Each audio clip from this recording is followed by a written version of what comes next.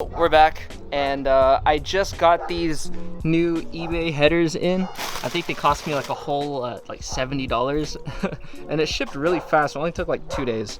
I tried mocking it up into the engine bay and it just would not fit between this gap right here. So I figured it's probably the best time right now that nothing's really hooked up to the motor, to lift up the motor and then connect the headers and then drop it back down. Because then if we connected everything and got everything to run and, you know, wanted to put the headers on and couldn't, then that means we'd probably have to take everything off, lift the motor up then, and then put it on. So we figured right now is the best time. So we're just gonna go hook up the hoist again, lift up the motor, slap that bad boy on, and hopefully we don't need to bash them to make them fit. But I heard some mixed things about the fitment, but we'll encounter all those issues if, you know, they come at us, so. Yep. All right. Give me a hand. Oh, look at that. It's so shiny. Yeah. Yep.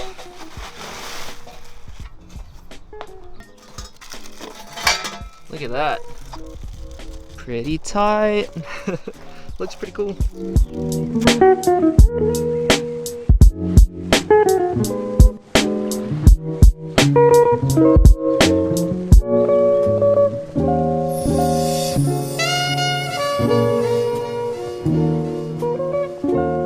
Alright, so we managed to get the motor off the motor mounts. I just had to loosen them, and so the back one closer to the firewall fits. It almost hit the heat shield next to the control arm, but it managed to get it to fit. That one wasn't too bad. But this one, it looks like it's touching the motor mount arm. So that aluminum arm right there, it's touching, I believe, this tube. So we're just gonna go hammer that, I think. And it looks like it's almost touching the sway bar as well towards the back. Yeah, it touches that bar over there. But I'm thinking that once we clear the motor mount arm, it might clear that sway bar, but we'll find out. All of the studs seem to line up on the other one. This one we'll find out in a bit once we can bash it in a little bit. But let's go pull these out again and see what we can do.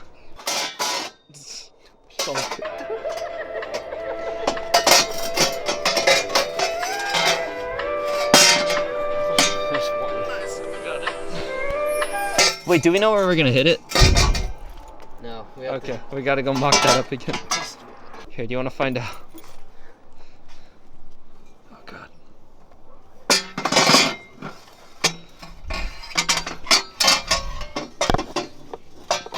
It doesn't even go on the studs, that's crazy. Yeah, just because of the that arm. Right here. Alright, you got an idea? Right where my hand is. Alright. Right here? Right here. This area. Yeah, so we'd have to hit it like right here. Okay. This way. Cool.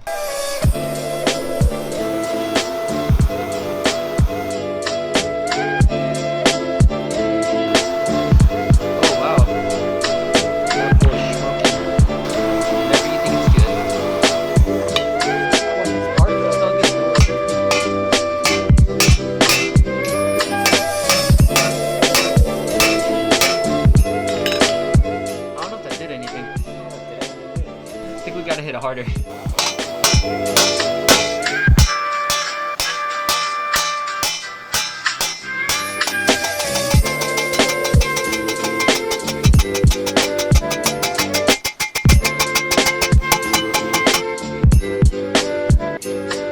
There it is.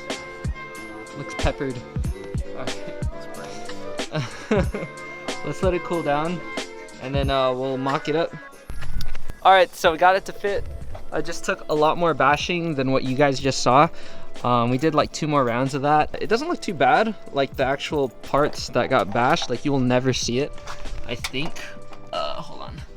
So yeah, the part that we bashed is just above that motor mount arm, so you'll never see that. You could barely even see where we heat. Oh yeah, you could see where we heated up. But from up top, everything looks as it should, so I'm not too worried. And some other people on Instagram told me that they did the same thing and their exhaust sounds good, so I'm not too worried. But now we just gotta take it off because we just mocked it up. We gotta put the gasket on, and then we also have to bolt it on. So, all right, let's go take this out and redo exactly what we just did.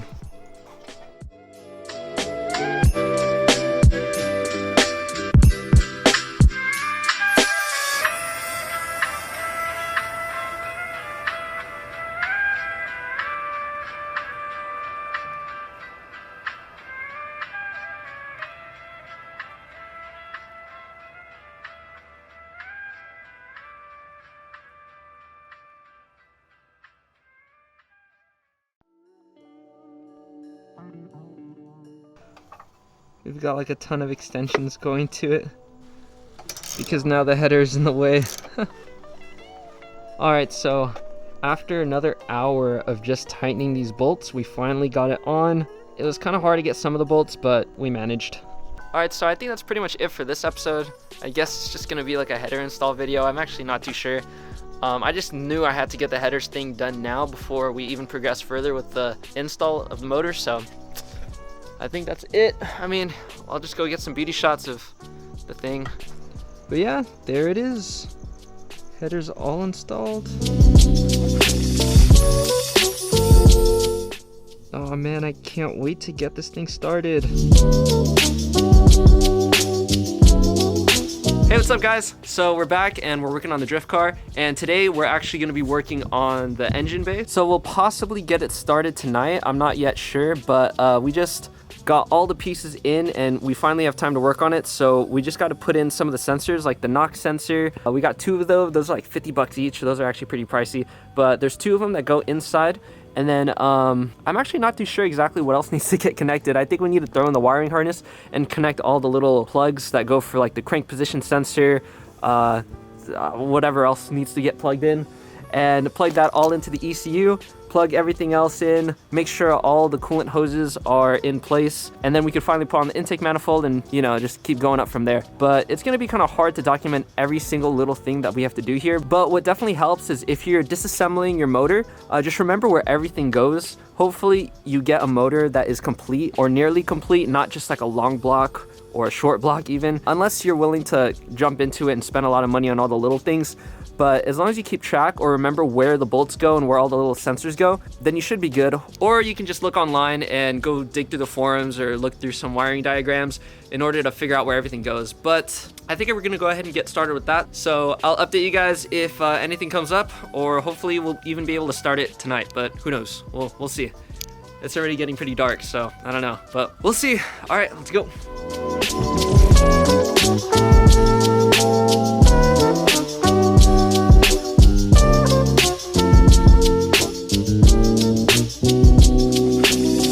So just as a comparison, this is a new Bosch,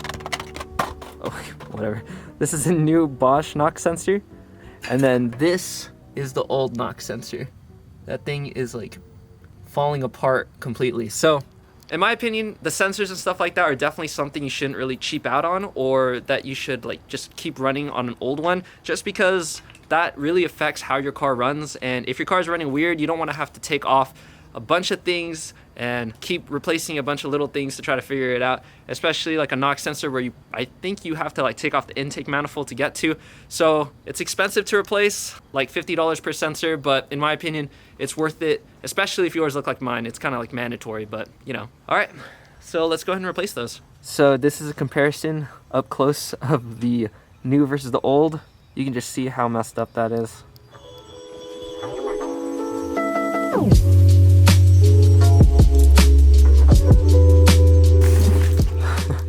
All right, so this is the whole wiring harness.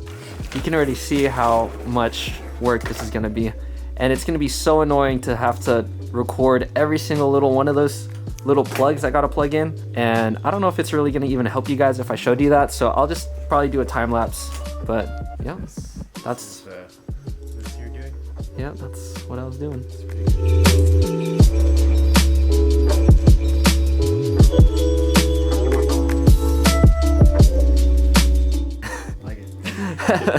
But yeah, one thing to note is I did leave the wires exposed right here. I'm definitely gonna cover them, but as of right now, I'm not gonna cover this whole thing just yet, because if the car doesn't run, I'm probably gonna have to open this up. So I'm just gonna wait to see if the car runs well, and then I'll clean this all up. But definitely watch out for like these wires, because these wires might have power to it, so you don't want to F things up with that. So yeah, just be careful. I mean, you could even go as far as tracing these wires all the way back to the plugs and then eliminating it completely, but I did not want to cut open this entire harness. I just wanted to do this kind of quickly and easily, so hopefully this works. Let's go start plugging stuff in. Look at that.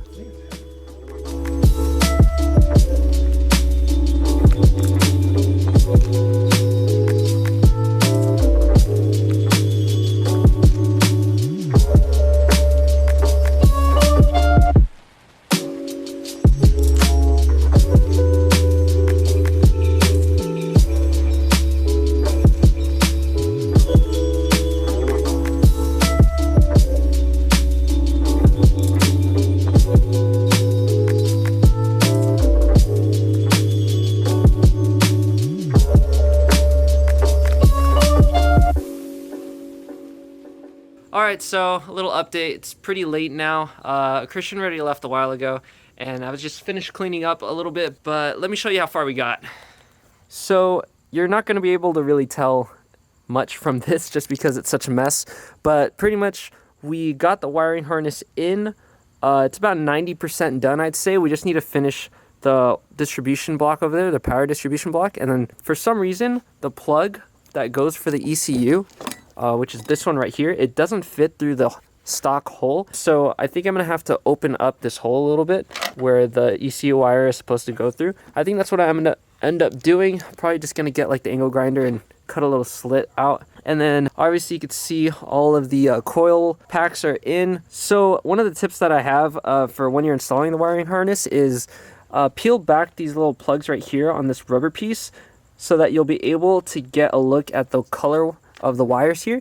And then if it connects to the C101 plug, which is that one right there, which is the one that we wired in ourselves, then you'll be able to look at the wiring harness diagrams for the M50 swaps, and you'll figure out which wire that might be. So the reason the ones over there matter is because those are the wires that go to the chassis, so that includes the cluster. So if it goes to the cluster, then that'll show the wires like the temperature sensor, the oil pressure sensor, and a few more of the other sensors.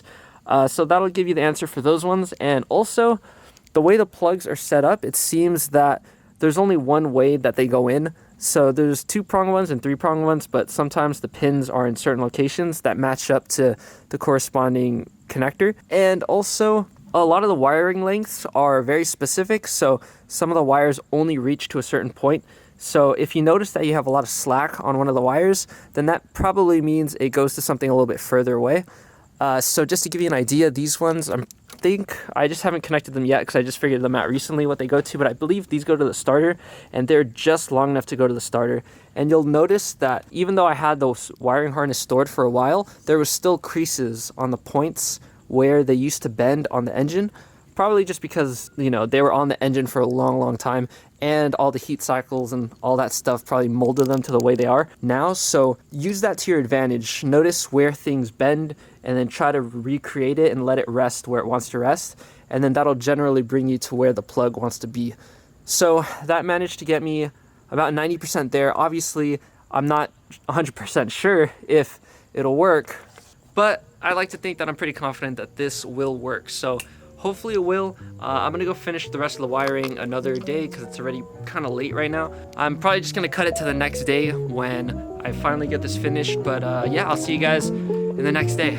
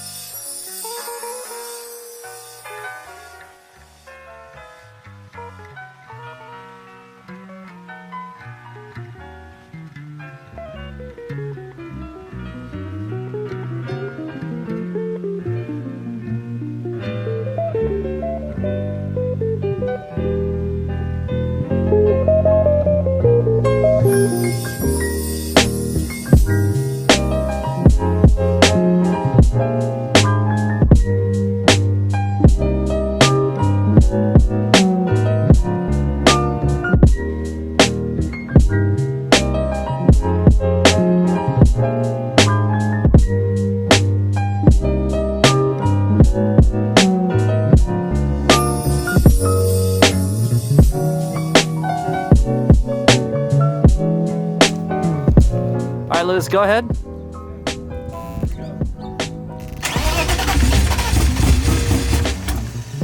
Ooh, That's close.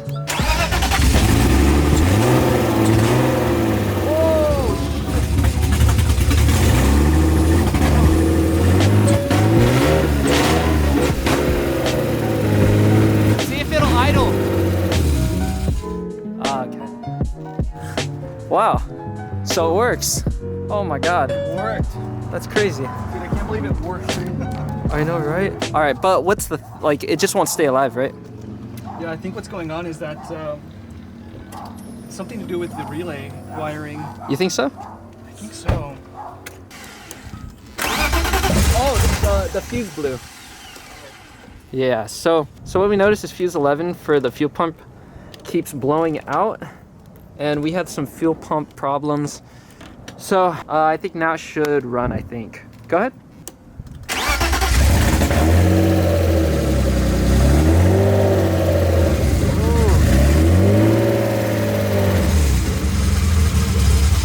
Oh, yeah, the fuse pump keeps blowing. The fuse keeps dying. That's what's happening. Huh.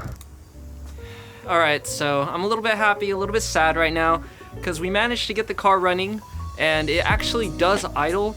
As you saw earlier, we did get it to start and it runs for a little bit, but one thing that's stopping us from actually driving the car and getting it running well is an issue with the fuel pump. So let me show you guys kind of what's happening. So when my friend used to own this, he replaced the fuel pump with a TRE, like Walbro 255 equivalent fuel pump. So it doesn't have too many miles on it. I'd guess like less than 10,000.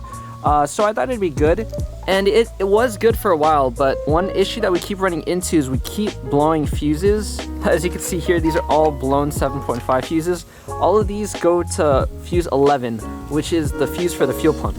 Now, the car wouldn't idle earlier because it kept blowing that fuse when we started the car. So we checked all the grounds, all the wires. We tried to, for a while we thought it was because of the relay, which is the fuel pump relay. We replaced it with a bunch of different other relays that we have, or you know, they're the same ones, but we checked that. We checked the continuity and all that stuff, and checked what was getting power and what was not. And what we noticed was when we disconnect the wiring to the intake fuel pump, the car runs and it doesn't blow fuse 11 anymore. So that kind of showed us that the problem must be within the fuel pump itself. Now, the reason the car runs for a bit is because it also has an inline fuel pump that goes under the driver's side, which is what I replaced before. But yeah, I don't know. So I think what I need to do is replace the fuel pump again on the intake one, not the inline one this time. Christian had this same exact fuel pump before, and he had issues with that too when we were actually driving to Beamerfest. But I don't know. So I might just go order the new fuel pump, give it a try, and then hopefully it stops blowing fuses. But one annoying thing is that if I replace the 7.5 fuse with a 15 amp fuse, the car doesn't blow that fuse and it runs perfectly fine. But obviously I don't want to run with the 15 amp fuse instead of a 7.5 if it was meant for a 7.5, because that just means that it's going to mess with the wiring everywhere else in the system and it might cause like a fire or something like that, and it's just not worth the risk. So we're going to try to make sure that it stops blowing 7.5 fuses. Hopefully that fuel pump fixes it. I'm really sad that we didn't get the car running correctly today, but I'm really happy that it cranks and starts and idles, so I can't really complain about any of that. Looks like I just need to get an air filter and get that fuel pump and clean things up. Oh, and obviously I still need to connect the radiator, all the radiator hoses and all the coolant stuff. I have everything already, but we were just so stuck on trying to get the car running correctly before we did all that we didn't get time to do that. But next time, we're definitely gonna go finish that. Hope you guys enjoyed the video, even though you guys are probably disappointed like me that we didn't get to drive the car today. At least we got to get it to start, and all the wiring seemed to be correct that I did, and all the wiring seems good so far. So obviously except for that fuel pump, but so yeah, let's keep pushing, and soon we'll be able to go sliding. But thank you guys so much for watching, and see you guys in the next video.